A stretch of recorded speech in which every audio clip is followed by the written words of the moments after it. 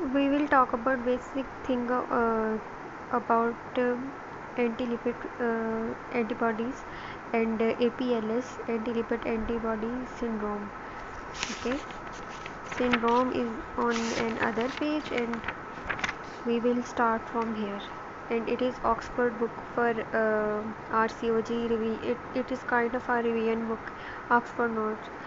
Um, so we will start from there. Uh, Antibodies develop against these 5 factors: prothrombin, factor 5, C, S, and annexin 5. Annexin 5 is a placental anticoagulant. It releases from the placenta, as it is written, anticoagulant okay, which is found on normal placental villi. Okay, and antibodies that develop against these factors are lupus anticoagulant and anticardiolipin antibodies are developed. And now, main things for MCQ point of view is normal obstetric population has 2 to 5% prevalence. Women with recurrent miscarriages greater than 15%, and women with SLE have 3% prevalence. In which these antibodies are found, their prevalence will be as it is. So there are 2 types of APLS.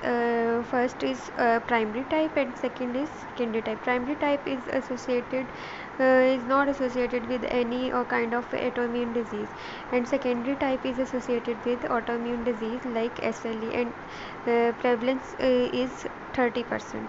Okay, so yeah, when we will label APLS, then when the miscarriage, first trimester miscarriage, whose gestation is less than 10 weeks, and there should be 3 consecutive miscarriages. Okay, so what there will be their clinical features.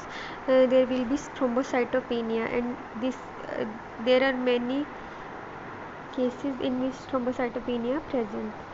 Okay, so what how will we treat this? We will treat by giving aspirin and low molecular weight heparin. So these are also important: protein C, S, and factor V laden.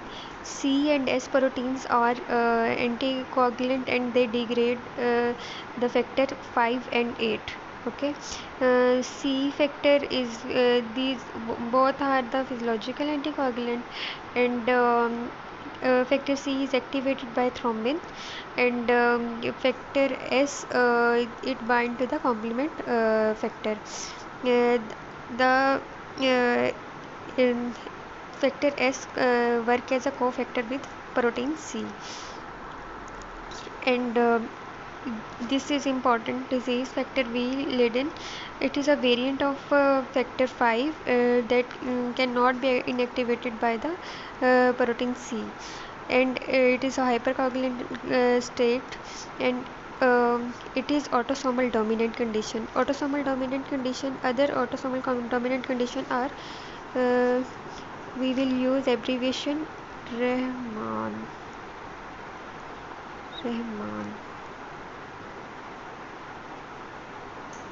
Okay, R for retinoblastoma, H for HPNC, APNC. Okay, and M for the N for neurofibromatosis, and M for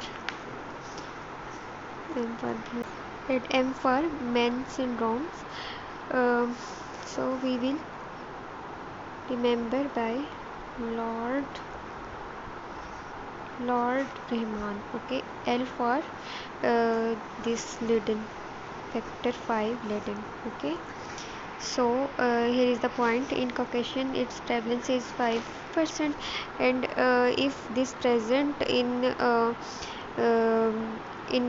patient with DVT, it is also present in patient with DVT, in 30% of patient in DVT and pulmonary embolism. Okay, and